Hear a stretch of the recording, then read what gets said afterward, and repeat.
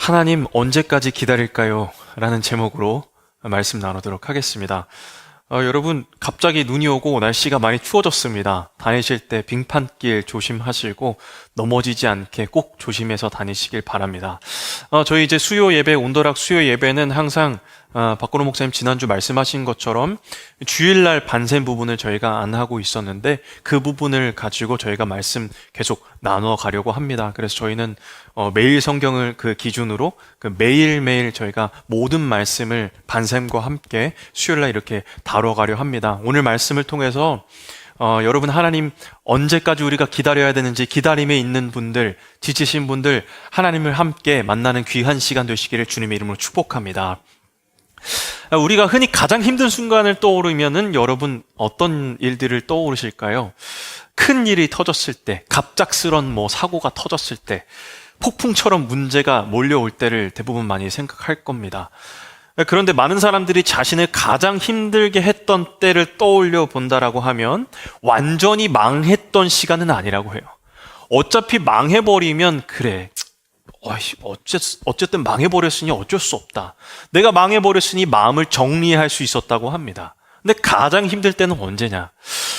뭔가 찾아왔고 망했을 때는 힘든데 더 힘든 시간은 뭐냐면 희망은 남아있는데 내가 아직까지 기다려야 하는 그때인 거예요.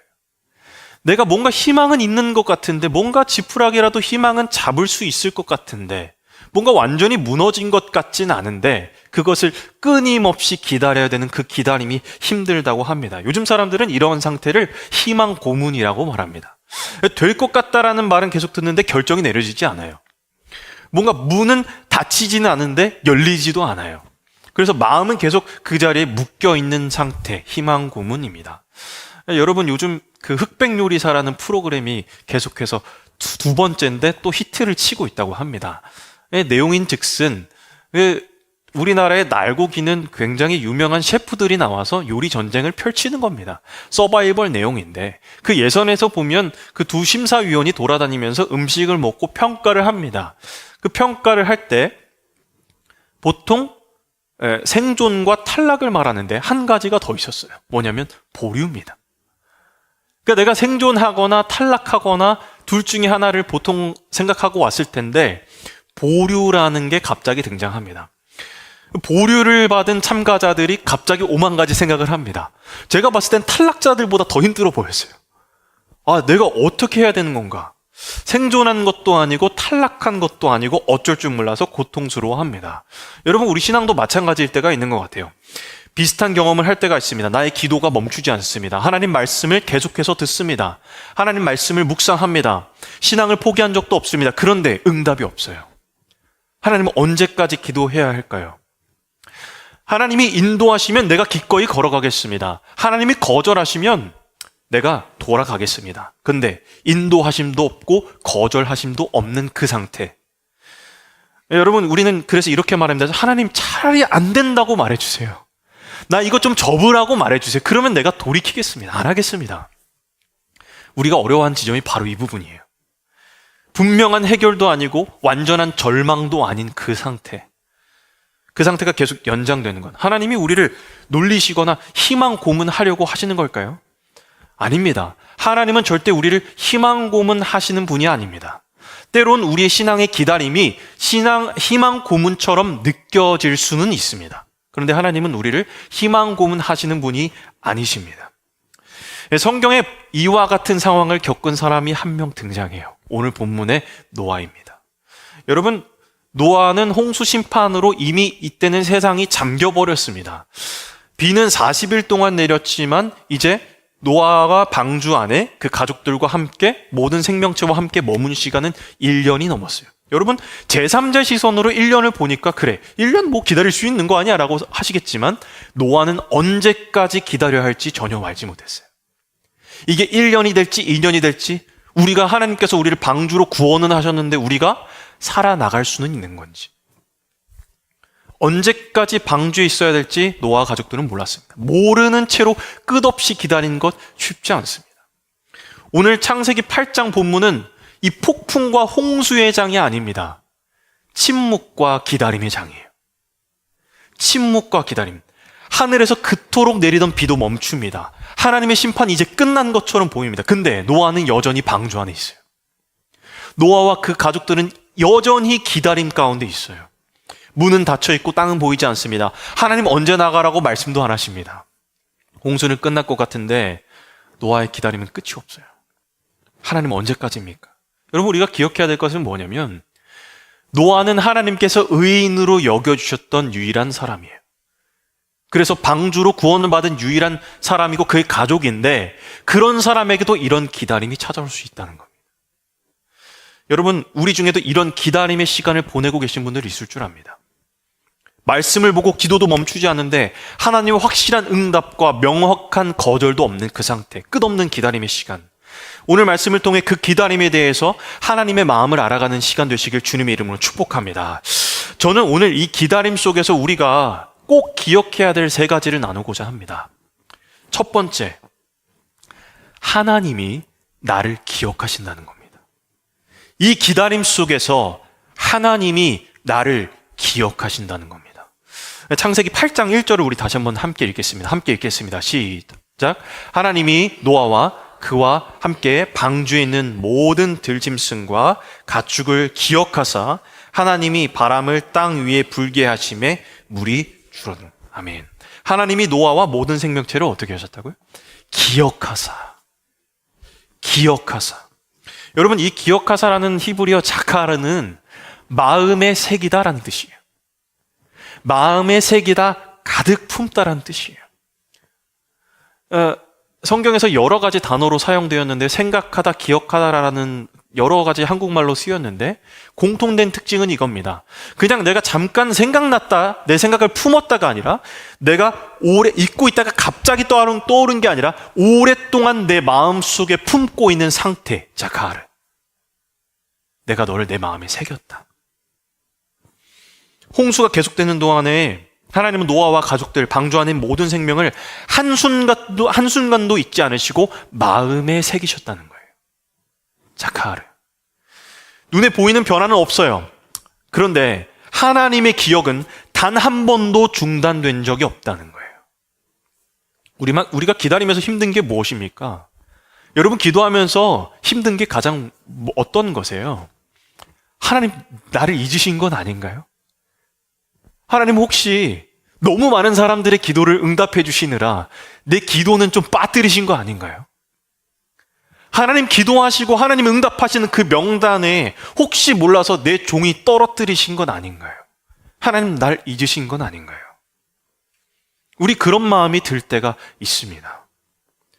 근데 하나님 그때 말씀하십니다. 난 널 한 번도 잊어본 적이 없어. 자카르.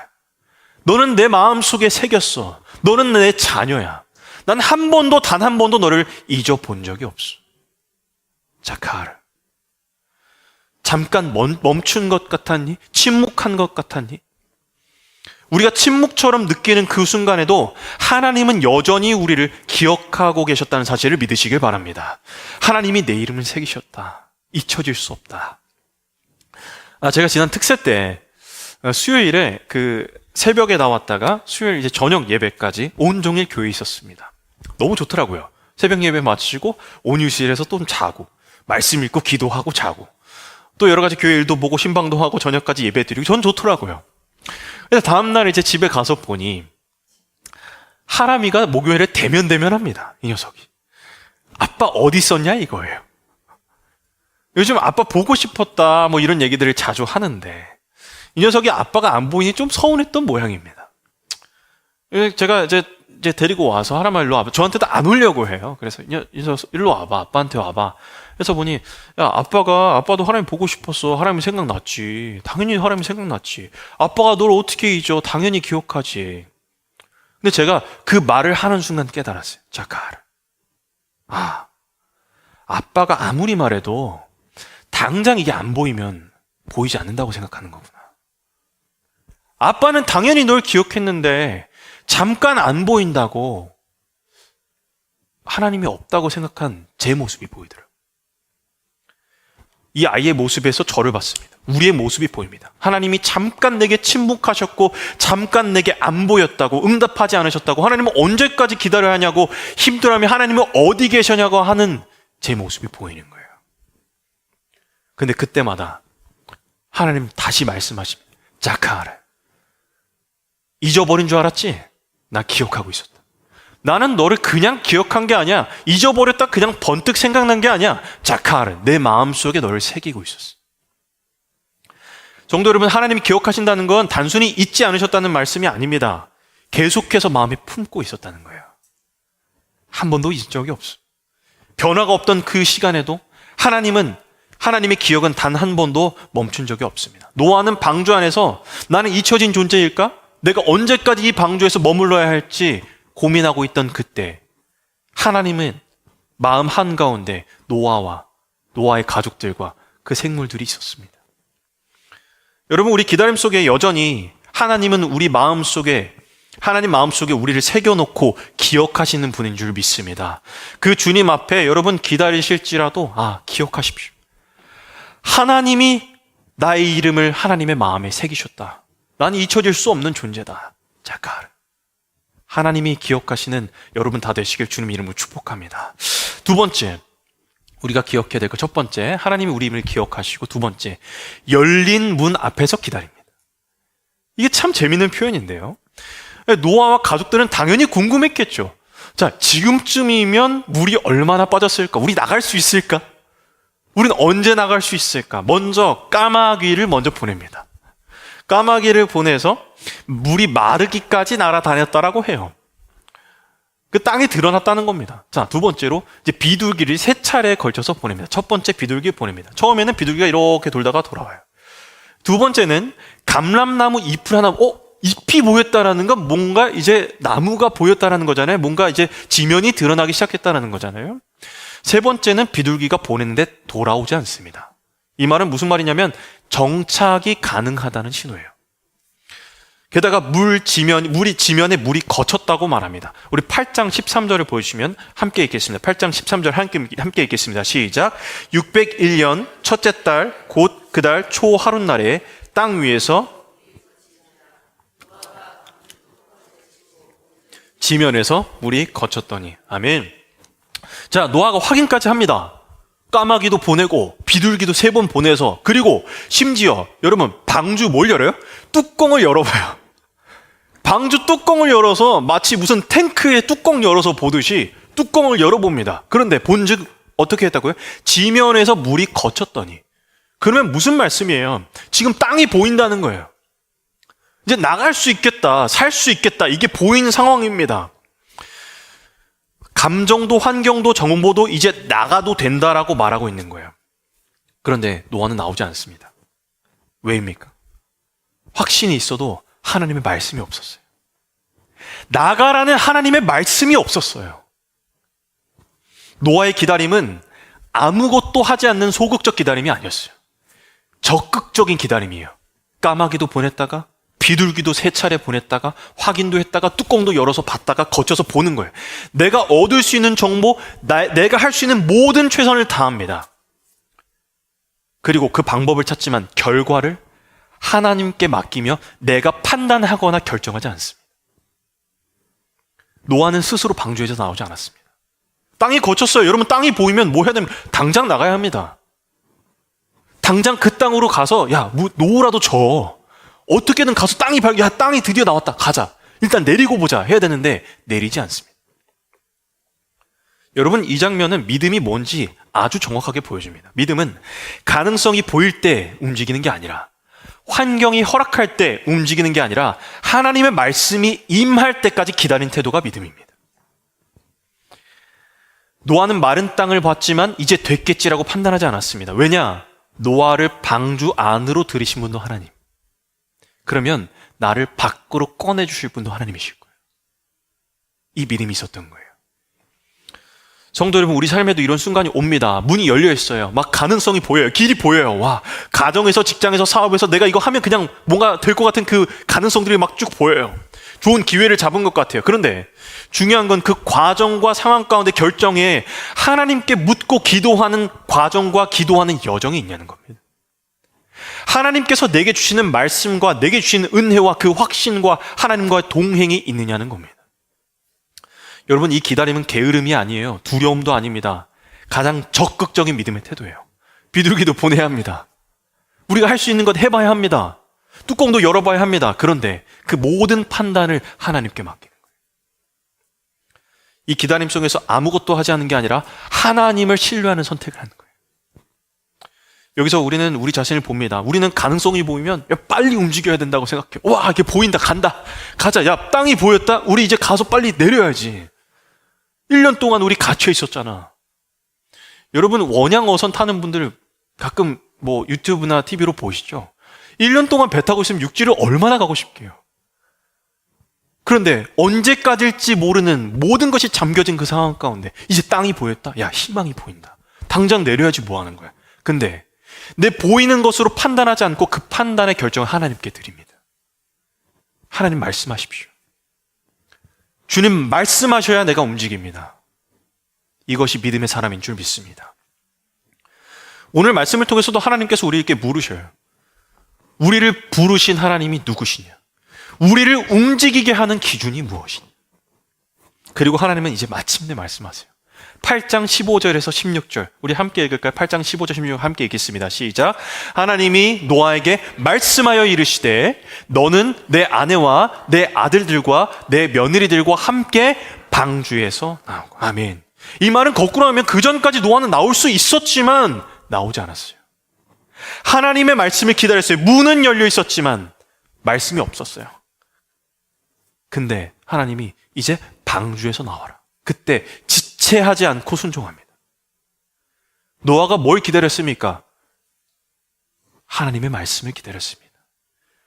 이제 물이 거쳐지고 지면이 보이는 땅을 기다린 게 아니라 하나님의 말씀을 기다렸어요. 아무 정보도 없는 채 기다린 게 아닙니다. 충분히 판단할 수 있는 근거도 있었습니다. 하지만 하나님의 말씀을 기다렸어요. 믿음은 문이 열릴 때 달려가는 게 아닙니다. 하나님이 음성이 들릴 때, 하나님 말씀하실 때 움직이는 것인 줄 믿습니다. 여러분, 혹시 여러분 앞에 열린 문이 있다면 이렇게 한번 기도해 보십시오. 당장 막 들어가려고 애쓰기보다는 주님, 내 앞에 열린 이 문보다 하나님 말씀 듣게 하여 주십시오. 하나님 말씀으로 나와 동행하여 주셔서 하나님 말씀하셔서 내게 말씀하시면 내가 움직이겠습니다. 하나님 나를 인도하시면 내가 그때 움직이겠습니다. 여러분, 이 기다림은 결코 늦어지는 기다림이 아니라 하나님과 이제 발맞추어가는 동행의 시간인 줄 믿습니다. 마지막입니다.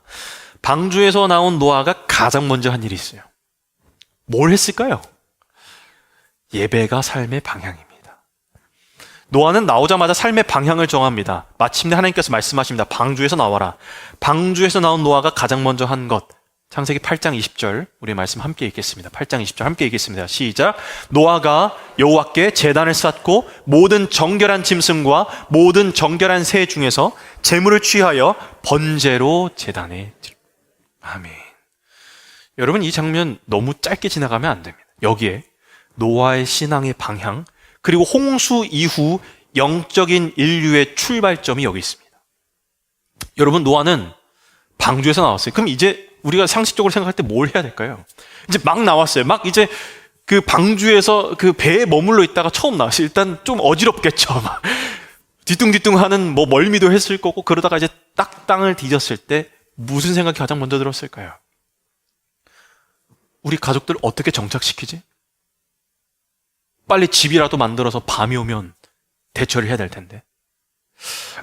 이제 앞으로 또 비가 오거나 어떤 뭔가 하나님께서 뭐 당장 지금 언약하시는 건 아니니까 뭔가 또 다른 무슨 일들이 닥치면 어떡하지? 나는 어느 기반 위에 뭘 해야 되지? 빨리 뭐라도, 그럼 뭘 먹어야 되지? 어떻게 내 삶을 다시 세워야 되지? 제로잖아요. 제로 베이스잖아요. 내 삶을 어떻게 세워가야 될지 바로 해야 될 그때에 노아는 하나님께 예배합니다.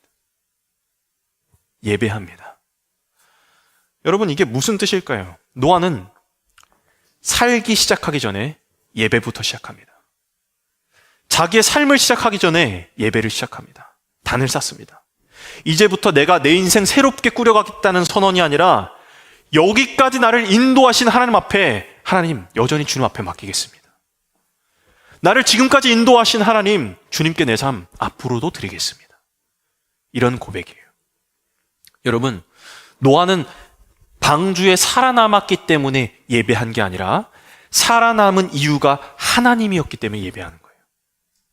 내가 방주에서 하나님 나를 그냥 구원해 주셨기 때문에 예배하는 게 아니라 살아남은 이유 자체가 하나님이었기 때문에 하나님을 예배하는 거예요. 노아의 예배는 감사하면서 동시에 고백이었어요. 단순한 감사 제사가 아닙니다. 하나님, 제가 좀 잘해서 옳아서 살았습니다라는 고백이 아니라 하나님, 나와 내 가족도 이 물에 심판받아야 하는 그런 존재인데 하나님 나를 구원해 주셨군요. 하나님 나를 살려주셨군요. 그렇다면 내 인생의 방향과 목적도 하나님께 있습니다. 당장 내가 내 집을 세워야 될 것 같고 내 것을 세워야 될 것 같지만 아니 그것 먼저 그 전에 내가 예배를 세웁니다. 왜냐? 이 생명은 하나님께서 주신 은혜이기 때문입니다. 하나님 우리 가족이 더 특별해서 더 의로워서 방주에 들어간 게 아닙니다. 그 고백이에요. 노아의 제사, 노아의 예배를 하나님 받으십니다.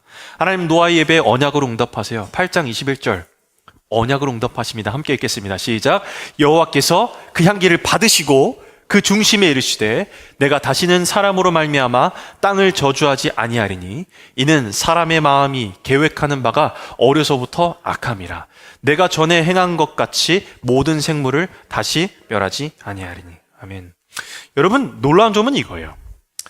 하나님은 인간의 본성이 이제 변했기 때문에 이제 너도 노아 내가 의인으로 여겨졌기 때문에 너는 이제 완전 선한 존재야 라고 말한 게 아닙니다. 뭐라고 말씀하시죠? 사람이 마음이 계획하는 바가 어려서부터 악하다. 저는 이것을 철저하게 믿는 사람입니다. 저희 아들이 둘째가 이제 곧 돌이거든요. 악합니다. 이런 표현해도 될지 모르겠지만 어린 아이도 악합니다. 어쩌면 이렇게 악한지 모르겠어요.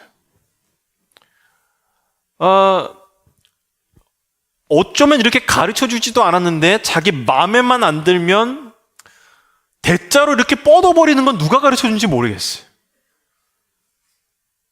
그렇게 귀에다가 소리치고 핥히고 한 번은 어제 목욕을 시키는데 저를 한 50대를 때리더라고요. 악합니다, 인간은. 자기 살겠다고 아빠, 엄마 머리 끄집어 당기고 형아 때리고 핥히고. 여러분 인간은 악합니다.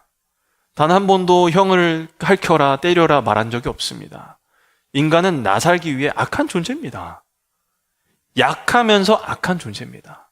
하나님 그거 모르실까요? 알고 계세요.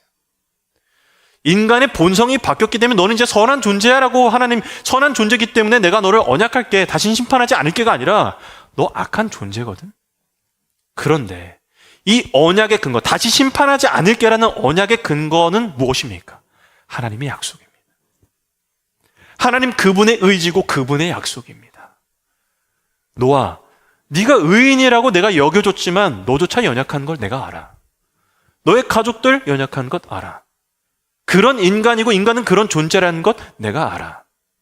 그치만 그 위에 내가 약속 세우는 게 아니라 내가 너한테 약속할게. 이 언약은 인간의 변화가 아니라 하나님의 은혜와 인내에 근거한 약속입니다. 여러분, 노아의 기다림의 끝은 예배였어요. 이제 기다렸으니 내 멋대로 이제 산다, 해방하는 게 아니라 해방이 아니라 오히려 예배를 통해 하나님과 더 가까이 가고 돈독해졌어요. 노아의 기다림은 더 편한 삶을 위한 시간이 아니었습니다. 더 안전한 환경을 위한 시간도 아니었습니다. 다시 예배하기 위한 시간이었어요. 여러분, 하나님이 우리를 기다리게 하신 이유가 무엇입니까?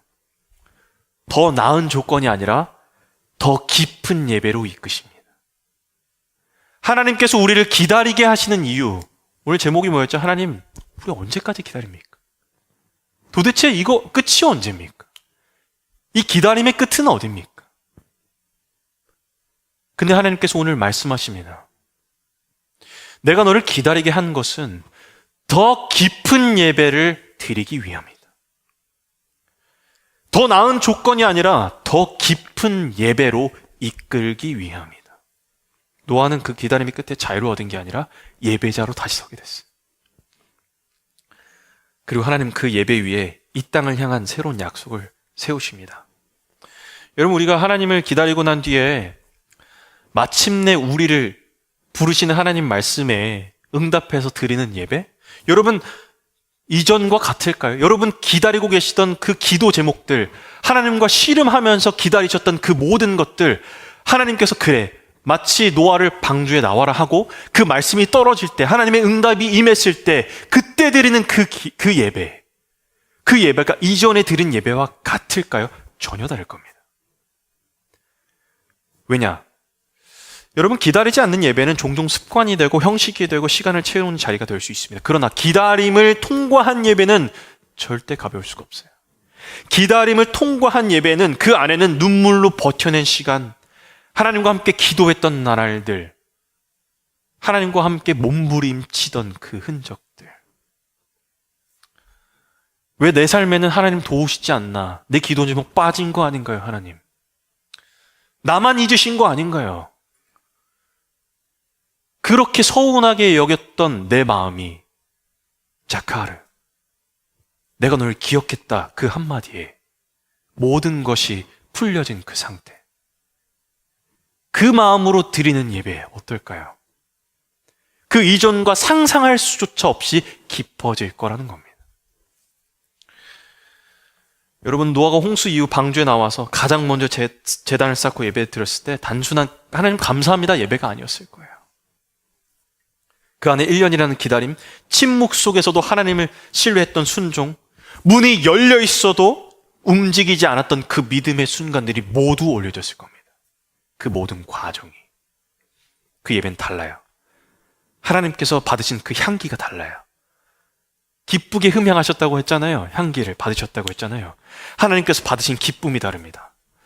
기다림 없이 드리는 예배는 뭘 드린지 모를 수 있지만, 기다림 뒤에 드린 예배는 내가 이제 왜 이 예배를 드린지 압니다. 여러분, 내 실제 이야기가 돼야, 이 말씀이 내 이야기가 돼야 그제서야 하나님과 나와의 관계도 친밀해지는 거예요. 무슨 말이냐면, 여러분, 우리가 예배 드려야 된다, 하나님 앞에 이 말씀을 읽어야 한다. 근데 이 말씀이 실제 내 삶에 영향을 미칠 때 주는 그 영향력은 어마어마합니다. 그냥 지금 제가 여러분과 나눴던 오늘 이 창세기 8장의 내용이 누가 보면 그냥 가장 먼저 넘어가기 쉬운 장면들이에요. 왜냐하면 홍수 이후거든요. 심판 이후거든요. 그냥 기다렸다가 비둘기 몇 개 보내고 나왔구나 라고 생각할 수 있습니다. 근데 그 당사자는 아닙니다.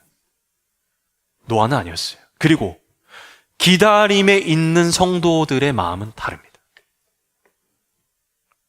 하나님께서 날 왜 기다리게 하셨지? 근데 그 기다림의 끝에 하나님의 응답을 받고 나아가는 그 예배, 다릅니다. 말씀이 실제가 될 때, 이 말씀이 내 말씀이 될 때, 그제서야 하나님의 이 말씀이 이거구나, 이게 하나님 말씀하신 거구나, 하나님 난 이제야 깨닫습니다. 내가 얼마나 우둔했는지, 얼마나 악한 존재였는지, 나는 내가 좀 뭔가 잘해서 구원받은 줄 알았는데 하나님의 은혜로 구원받은 거였군요. 주님, 제가 여기까지 올 수 있었던 거 제가 잘 버텨서가 아닙니다. 주님이 나를 자카르 해주셨기 때문입니다. 나를 마음에 새기셨기 때문입니다. 성도 여러분, 우리가 드린 예배가 기다림을 통과한 사람들의 고백 되기를 축복합니다. 아직 응답이 오지 않으신 분 계십니까? 하나님과 함께하면 그 기다림 헛된 거 아닙니다. 그 기다림 가운데 그 기다림을 통해 여러분의 예배가 더 깊어질 것입니다. 하나님을 향한 사모하는 마음 더 깊어질 것입니다. 그리고 언젠가 하나님께서 분명히 말씀하실 겁니다. 방주에서 나오라 한 것처럼 나오라. 그때 우리가 드릴 예배 지금과 비교할 수 없을 거예요. 여러분의 마음 지금과 비교할 수 없을 겁니다. 깊고 아름답고 하나님 앞에 향기로운 예배가 될 겁니다. 성도 여러분, 노아의 이야기는 홍수로 끝나지 않습니다. 사실 더 중요한 장면은 물이 그친 뒤였어요. 방주의 문이 열려 있었어요. 밖을 보면 나갈 수 있었어요. 내 판단을 하면 무조건 나가야 돼요. 까마귀도 날려받고 비둘기도 3번이나 날려봤습니다. 땅이 마른 것도 방주 뚜껑을 열어 확인했습니다. 근데 노아 움직이지 않았어요. 하나님의 말씀이 없었어요. 주님 말씀하시지 않으면 나 움직이지 않습니다. 하나님 내 눈에 가장 좋아 보이는 것도 주님 말씀하시지 않으면 나 움직이지 않습니다. 노아는 홍수 이전에만 의인이 아니었고 믿음의 사람이 아니었습니다. 비가 그친 뒤에도, 상황이 좋아진 뒤에도, 사람이 눈으로 내가 이제 나가야겠다라고 싶은 순간에도 말씀이 움직이지 않으면 멈춰 서 있었던 사람, 노아. 우리 신앙은 어떻습니까, 여러분? 문이 열리면 하나님 뜻이라 생각하지 않습니까? 기회가 보이면 나가야지, 환경이 허락하면 가야지, 이 정도면 그냥 하나님이 허락하신 거겠지라고 생각하겠지만 말씀보다 먼저 움직이려는 우리 마음들이 있을 거예요. 그러나 하나님 말씀 분명히 말합니다. 열린 문이 곧 하나님의 타이밍은 아니다. 노아의 믿음은 내가 나갈 수 있느냐 없느냐가 아니라 하나님이 말씀하셨냐 안 하셨냐. 성도 여러분, 하나님은 우리를 방주에만 가두신 분이 아니에요. 희망 고문하시는 분이 아니에요. 보류로 남겨두고 고통스럽게 두시는 분이 아니에요. 이 기다림 속에 더 깊은 예배, 하나님을 신뢰하는 법, 하나님을 기억하는 법, 반드시 나오라 할 때 믿음으로 반응하셔서 더 깊은 예배를 맛보시고 하나님과 더 가까이 나가신 여러분 다 되시길 주님 이름으로 축복합니다.